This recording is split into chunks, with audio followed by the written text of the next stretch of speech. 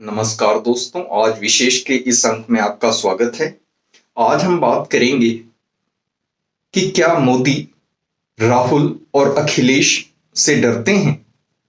आप देखें, जितने भी टीवी चैनल्स पे डिबेट देखेंगे, जितने भी नेताओं और प्रवक्ताओं को जो कांग्रेस के हैं, सपा के हैं, बोलते हुए देखेंगे तो यही कहेंगे कि मोदी राहुल से डरते हैं और सपा वाले कहेंगे कि मोदी अखिलेश से डरते हैं।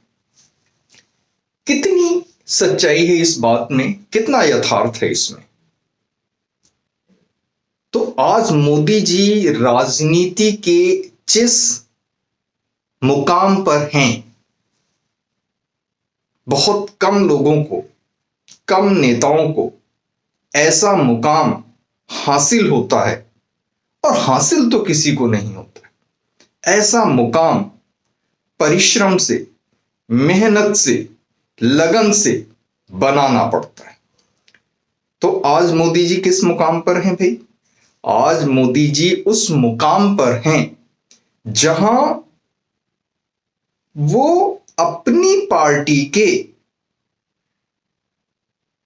किस नेता को क्या जिम्मेदारी देनी है, ये तय करने के साथ साथ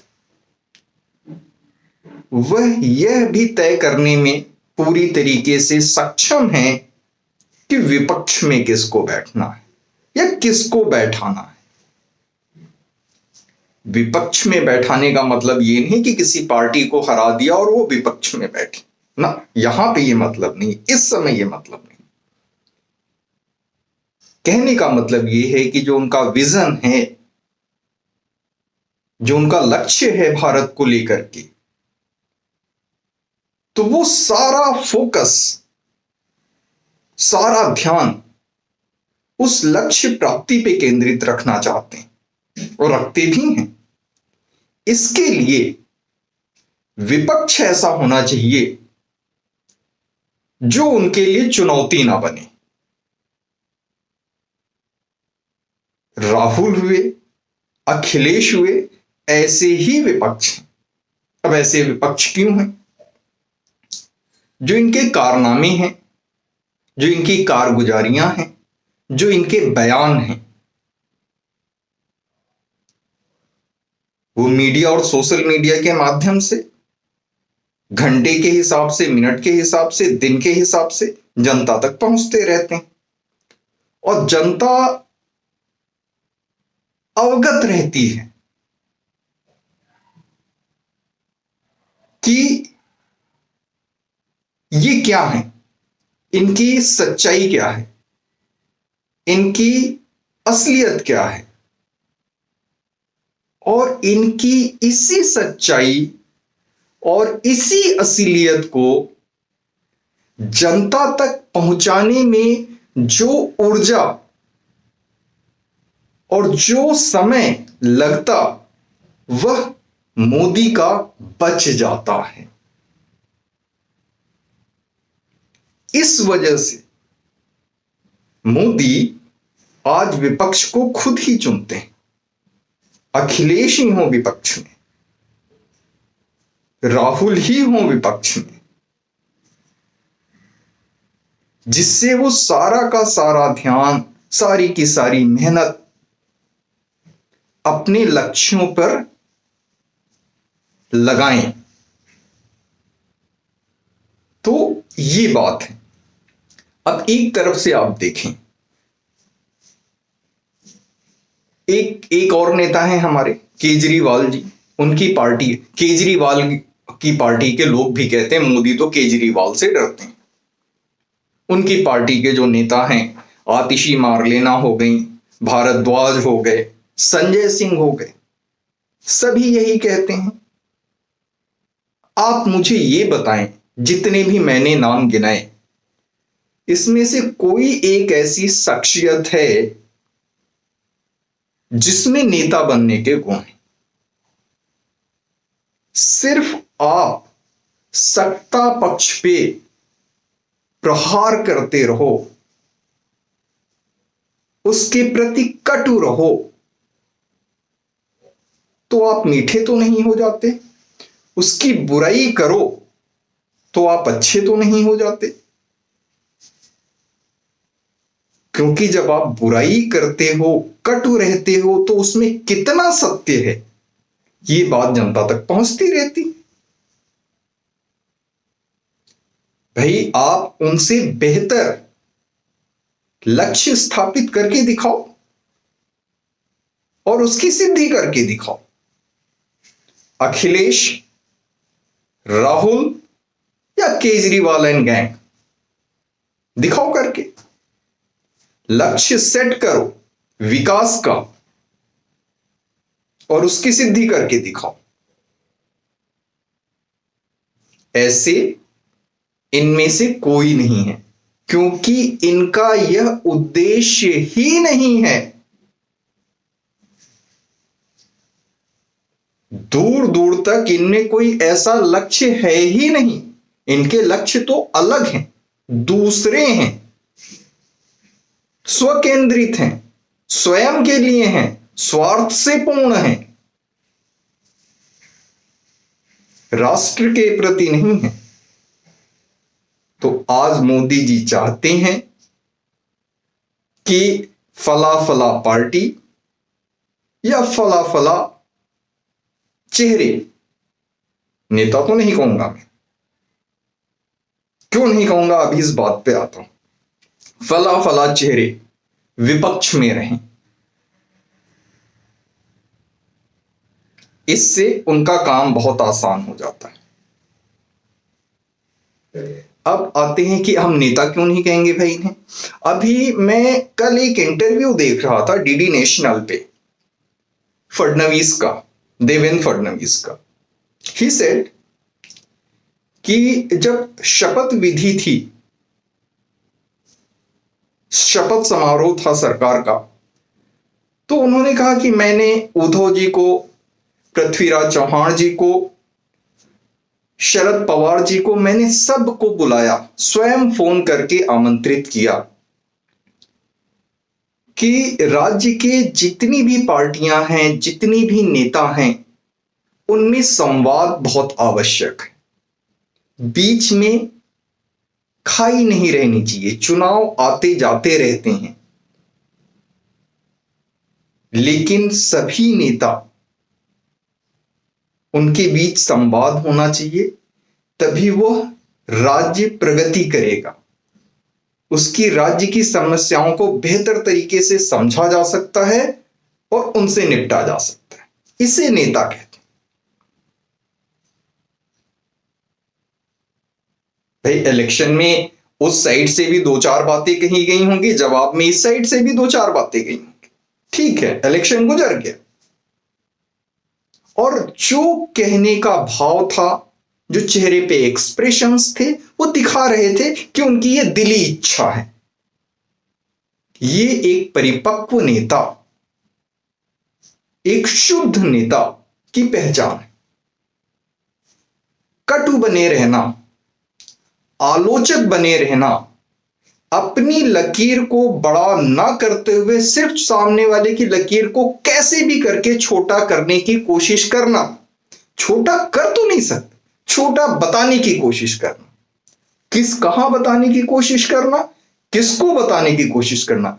140 करोड़ भारतीयों को एक नेता, अखिलेश, राहुल या संजय सिंह जैसा, 140 करोड़ भारतीयों को ये लोग बताएंगे और हम समझ जाएंगे या हम इनके बरगलाने में आ जाएंगे? भाई हम 140 करोड़ में से कोई पूछे तो सही, हम उनको रखते कहां पे हैं? पहली बात तो इनमें से मैं किसी को नेता नहीं मानता।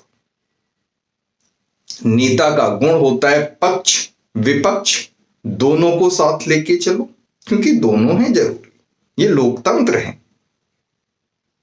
और सिर्फ सामने वाले की लकीर को छोटा मत बनाओ। छोटा करना तो कोई दूसरे की लकीर छोटी नहीं कर सकता, छोटा बताओ मत, अपनी लकीर को बड़ी बनाओ। जो हम 140 करोड़ भारतवासियों को दिखे, तब तुम नेता हुए। अखिलेश जी की बात ले लीजिए, उनसे कह दीजिए कोई 5 मिनट 10 मिनट किसी भी टॉपिक पे इंग्लिश में बोल के दिखाएं। He says he's an engineer and he is highly educated. बात करके दिखाएं वो। और सारे तो नेता उनके घर के ही हैं, उनके घर के बाकी सारे सदस्य जो विधानसभा, लोकसभा, राज्यसभा कहीं भी प्रतिनिधित्व कर रहे हैं, वो 5 मिनट एक विषय पर एक्सटेम्पोर, बिना कागज हाथ में लिए, बिना देखे 5 मिनट एक विषय पर बोल के दिखाएं लगातार। विषय यह नहीं होना चाहिए कि किसी पार्टी की आलोचना करनी है, विषय यह होना चाहिए कि कोई एक मजबूत अच्छा मुद्दा होना चाहिए, विजन होना चाहिए, इनफैक्ट उस पे बोलकर दिखाएं बिना फंबल किए हुए, बिना उनकी जुबान लड़खड़ाए वो बोल के दिखाएं। एक भी इनमें से ऐसा नेता नहीं है, और सबको नेता बना करके जो है जनता पे थोपा गया है। और राहुल जी, भाई कुछ करें आप, मतलब क्या है यार, देश में उद्योगपति ही ना रहे। एक समय हो गया अडानी अडानी अडानी करते चले आ रहे हो। क्या है अडानी? क्या परेशानी है तुम्हें अडानी से? अडानी जैसे लोग नहीं होने चाहिए इस देश में? हाँ, वेल्थ क्रिएशन कहां से होगी? जॉब जनरेशन कहां से होगी? अडानी जैसे लोग नहीं होंगे, टैक्स नहीं देंगे, तो हमारा इंफ्रास्ट्रक्चर कैसे तैयार होगा? क्या है ये? किसके गले उतरता है? भाई तुम या तुम्हारे विदेश में बैठे हुए साथी कभी अपने जो है इन गलत मंसूबों में कामयाब भी हो जाओ कुछ पल के लिए, कुछ दिन के लिए, तो सूरज की रोशनी को कोई जो है ढक पाया? भाई बदली छा गई तुम्हारी वजह से कुछ दिन के लिए, तो सूरज ने तो फिर निकलना ही निकलना। तो जिसमें वो तत्व है, सबस्टेंस है, उसको तुम ढक लोगे, छुपा लोगे, रोक लोगे। चाहे वो राजनीति के क्षेत्र में मोदी हो, चाहे वो उद्योग के क्षेत्र में अडानी हो। अडानी अडानी करते रहते हो, जनता को कभी समझ में नहीं आता कि भाई हमें अडानी से क्या बुराई, क्या परेशानी हमें अडानी से? हम भी इसी देश के वासी हैं, यहीं रहते हैं, हमें भी तो समझ में आए अडानी से हमें कोई परेशानी है, कोई नुकसान है। तो विदेशी ताकतों के हाथ में, विदेशी ताकतों से मिलकर अपने ही देश का नुकसान करना, अपने ही देश का अपमान करना, ये बिल्कुल शोभनीय नहीं है, कहीं से भी उचित नहीं है। तो ये जो चर्चाएं हैं कि मोदी जी जो है राहुल से डरते हैं, अखिलेश से डरते हैं, केजरीवाल जेल से छूट के आता है भ्रष्टाचार के आरोप में, और बाहर आके कहता है कि जो है मोदी मुझसे डरते। मतलब निर्लज्जता की पराकाष्ठा। रंच मात्र को 1 सेकंड के लिए, 1 दिन के लिए शर्म नहीं।